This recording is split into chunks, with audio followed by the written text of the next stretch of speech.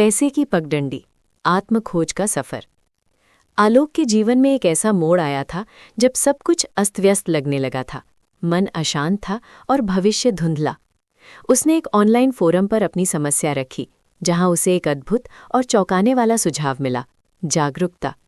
ये सुनने में जितना आसान था, करने में उतना ही गहरा और चुनौतीपूर्ण। आलोक ने एक सप्ताह के लिए अपने खर्च किए गए हर पैसे का हिसाब रखना शुरू किया। उसका मकसद किसी चीज़ पर कोई राय देना नहीं था, बल्कि सिर्फ अवलोकन करना था। ये कोई कठोर वित्तीय ऑडिट नहीं था, बल्कि एक आत्म-अन्वेषण का आरंभ था। हर सुबह की कॉफ़ी, हर पल की ऑनलाइन खरीदारी और वे भूले हुए मासिक सब्सक्रिप्शन, ये सब धीरे धीरे जुड़ते चले गए। सिर्फ पैसों में ही नहीं, बल्कि एक अस्पष्ट अपराध बोध में भी। ये सब कुछ बंद करने के बारे में नहीं था, बल्कि ये देखने के बारे में था कि पैसा वास्तव में कहाँ जा रहा था। ये एक आंखें खोलने वाला अभ्यास था, जिसने उन पैटर्नों और आदतों को उजागर किया जिन्हें आलोक ने कभी सचेत रूप से स्वीकार नहीं किया था। पहले कुछ दिन तो बस आंकड़ों का संग्रह थे। आलोक अपने मोबाइल पर एक साधारण ऐप में हर छोटे बड़े खर्च को दर्ज करता रहा। कभी कभी उसे खुद पर थोड़ा गुस्सा भी आता कि उसने इतनी लापरवाही कैसे बरती, लेकिन फोरम की सलाह उसके कानों में गूंजती रही: निर्णय मत लो, बस देखो। उसने देखा कि कैसे उसके दोस्त के साथ शाम की चाय भी, जिसके लिए वो कभी नहीं सोचता था, महीने के अंत में एक बड़ी राशि बन जाती थी। कैसे अनियोजित ऑनलाइन शॉपिंग, जो केवल मनोरंजन के लिए थी, उसकी जेब पर भारी पड़ रही थी। सबसे चौंकाने वाला था वे छोटे छोटे मासिक शुल्क जो उसने कबूल किए थे और फिर भूल गया था। म्यूजिक स्ट्रीमिंग से लेकर ई-लर्निंग प्लेटफॉर्म तक, जिनका वो शायद ही कभी इस्तेमाल करता था। सप्ताह के अंत तक एक मोटी रकम का हिसाब उसके सामने था, जिसे देखकर वो हतप्रभ रह गया। ये सिर्फ संख्याएं नहीं थीं, ये उसके जीवन का प्रतिबिंब था। उसकी अनसुनी इच्छाएं, उसकी क्षणिक प्रसन्नताएं और उसकी अनदेखी लापरवाहियां। आलोक ने महसूस किया कि ये पैसा सिर्फ भौतिक वस्तुओं पर खर्च नहीं हो रहा था, बल्कि उसकी भावनाओं पर भी खर्च हो रहा था। हर लेट कॉफ़ी एक छोटी सी खुशी थी, हर ऑनलाइन खरीदारी एक खालीपन को भरने की कोशिश थी। ये सिर्फ एक वित्तीय समस्या नहीं थी, बल्कि एक आंतरिक असंतुलन का लक्षण था। उसे लगा जैसे उसने वर्षों से अपनी आंखें बंद कर रखी थीं और अब वे धीरे धीरे खुल रही थीं। जागरूकता की इस पहली परत को भेदने के बाद आलोक ने अपने खर्चों के पीछे के मनोवैज्ञानिक कारणों पर विचार करना शुरू किया। वो लेट कॉफ़ी क्यों पीता था? क्या ये थकान दूर करने के लिए थी, या सहकर्मियों के साथ जुड़ने का एक तरीका? क्या वो ऑनलाइन खरीदारी तब करता था जब वो अकेला महसूस करता था या ऊब जाता था? ये सवाल उसे अपनी आदतों की गहरी जड़ों तक ले गए। उसने पाया कि कई आदतें बाहरी प्रेरणाओं से नहीं, बल्कि आंतरिक असुरक्षाओं या ज़रूरतों से जुड़ी थीं। उसे अक्सर तनाव महसूस होता था और खरीदारी उसके लिए एक प्रकार की थेरेपी बन गई थी।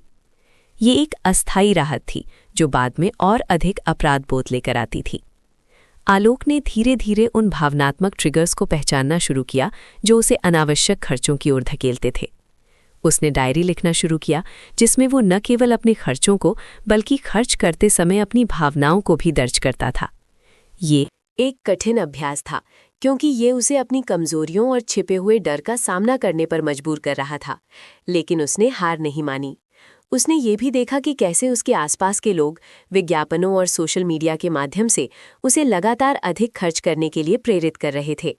एक नया फ़ोन, एक फैशनेबल कपड़े, एक विदेश यात्रा, सब कुछ खुशी का पर्याय बन गया था।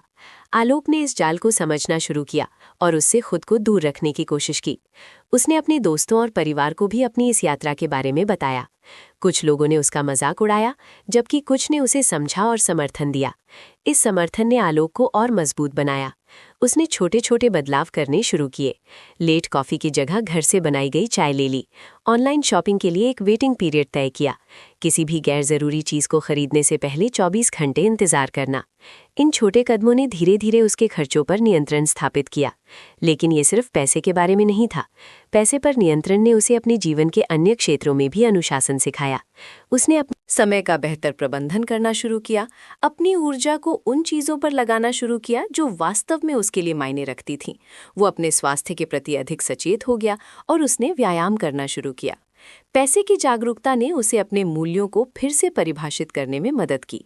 उसे एहसास हुआ कि सच्ची खुशी भौतिक वस्तुओं में नहीं, बल्कि अनुभवों, रिश्तों और आंतरिक शांति में निहित है। उसने अपनी बचत का उपयोग उन चीज़ों के लिए करना शुरू किया जो उसे सच्चा आनंद देती थीं। एक नई किताब पढ़ना, प्रकृति की सैर करना या किसी ज़रूरतमंद की मदद करना। ये उसकी आत्मखोज की यात्रा थी, जिसमें धन केवल एक माध्यम था। आलोक ने अपनी कहानी एक ब्लॉग पर लिखना शुरू किया। उसने अपनी कमजोरियों को स्वीकार किया, अपनी गलतियों से सीखा और अपनी जीत का जश्न मनाया। हजारों लोगों ने उसकी कहानी पढ़ी और उससे प्रेरणा ली। उसे अनगिनत संदेश मिले जिनमें लोग अपनी वित्तीय समस्याओं और भावनात्मक चुनौतियों को साझा कर रहे थे। आलोक ने महसूस किया कि वो अकेला नहीं था। उसकी ये यात्रा अब सिर्फ उसकी नहीं रही, बल्कि कई और लोगों के लिए आशा का प्रतीक बन गई थी। उसने एक छोटी सी कार्यशाला का आयोजन करना शुरू किया, जहां वो लोगों को वित्तीय जागरूकता और आत्म अनुशासन के बारे में सिखाता था। उसकी आंखों में अब पहले वाली अशांति नहीं थी, बल्कि एक नई चमक, एक नया आत्मविश्वास था। वो अब सिर्फ पैसा कमाने या बचाने के लिए नहीं जी रहा था, बल्कि एक उद्देश्यपूर्ण और अर्थपूर्ण जीवन जी रहा था। उसने एक नया व्यापार शुरू किया, जिसमें वो दूसरों को वित्तीय साक्षरता और व्यक्तिगत विकास में मदद करता था। ये व्यापार उसकी यात्रा का स्वाभाविक विस्तार था, जो उसकी जुनून और उसके अनुभवों से प्रेरित था। आलोक ने समझा कि असली धन बैंक खाते में जमा राशि नहीं है, बल्कि वो आंतरिक शक्ति, शांति और समझ है जो व्यक्ति अपने जीवन में विकसित करता है। उसने प्रतिकूलताओं का सामना किया, अपने अतीत की गलतियां, दूसरों की आलोचना और खुद पर संदेह, लेकिन उसने हर बार उन पर विजय प्राप्त की। उसकी कहानी उन सभी के लिए एक प्रेरणा थी जो सोचते थे कि वे कभी बदल नहीं सकते।